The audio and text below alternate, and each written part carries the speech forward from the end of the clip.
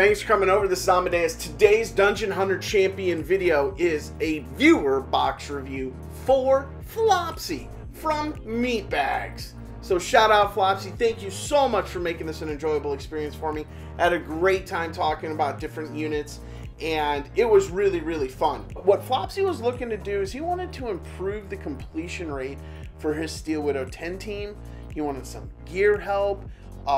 Was talking about what units he should probably be looking at from his box for the next few 6 stars.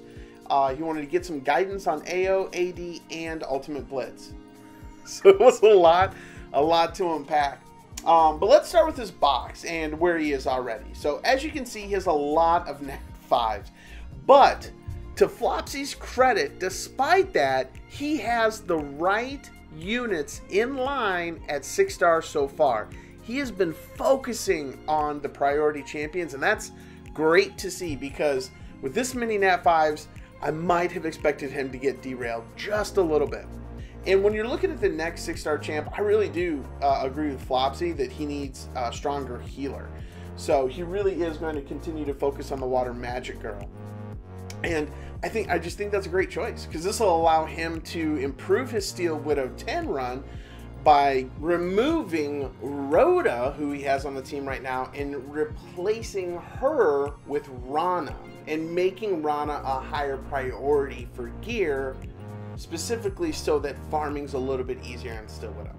So let's just for the sake of argument, let's just go ahead and prove that we can do this in 60 seconds or less with these champions, and then we can talk about the opportunity being not necessarily team composition, but gear. And this, we talked so much about gear and prioritization and different builds and stuff that I did want to make sure that we didn't lose sight of that. But I mean, just look at this team right now. We're at 50 seconds. You know the Steel Widow's going to die.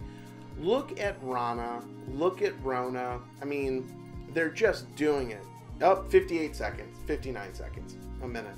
Minute 1. Oh, okay. We get a game off. It's a 61-second Steel Widow time. My apologies.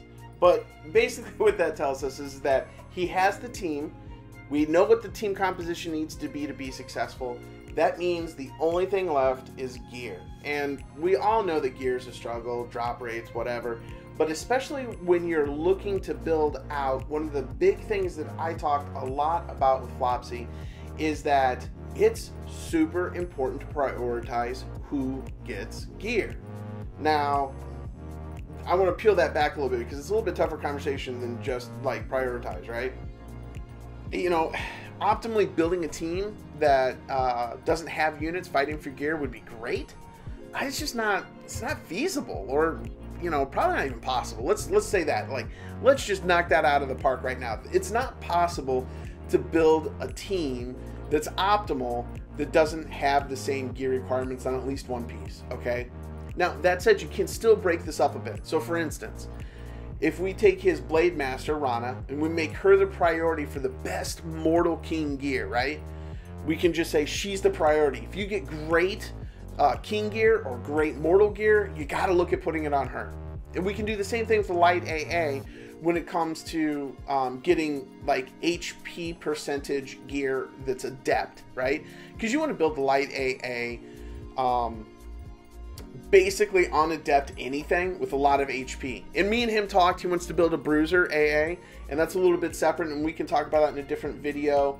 If people are interested, just let me know down in the comments if you're interested. Just as a general rule, I just say HP on everything with as many HP percent subsets as possible, because that's really what gets that gear, or rather that's what gets that shield so strong.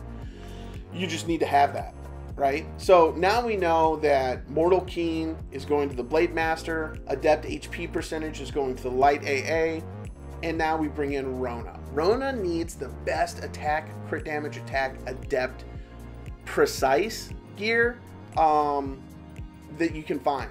So what do we do now with like Youko and Manus? Well, Youko needs probably your next best set of Adept HP precise gear, right?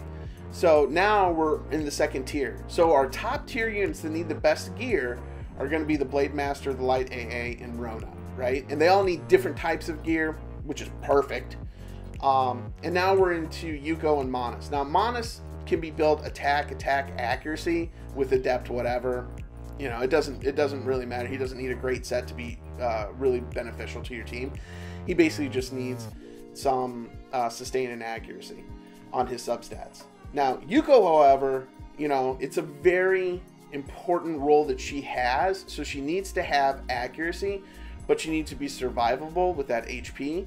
So doing all HP on precise adept for her is a big priority. It's just not as big a priority as it is for light AA, in my personal opinion. Now, breaking it up this way will speed your gear progression up for these units more, and it will speed up this particular team's ability to take on more difficult tasks than Steel Widow also, which brings us to Ultimate Blitz. Utilizing the team we just described in Ultimate Blitz would be great, which really solves the issue for him getting through Epic, because I really firmly believe the team would be able to get through Legendary. Invariably, there might be 1 or 2 switches you have to make on a certain level, or maybe you have to focus, but definitely would be a contender for getting all the way from Ultimate Blitz Normal through Ultimate Blitz Legend.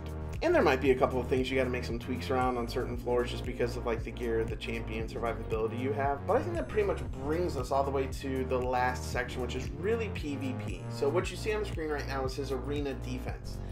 And the new meta for arena defense really revolves around one specific champion he is fortunate to have in his box. And that is the Nature Archangel. The Nature Archangel is a super champion for arena defense, especially when you combine them with Youko and some greater demons or the Light Archangel. I mean, it's amazing, right? So I definitely, plus the Nature Archangel, it really brings so much to the table for the Ascended raids that I don't think that should be overlooked either. So from a in-game progression, Nature Archangel really helps. And then the other 2 units that help beyond the Nature Archangel obviously are going to be the Fire and Nature Ink Ninjas, which I think is his goal for building next.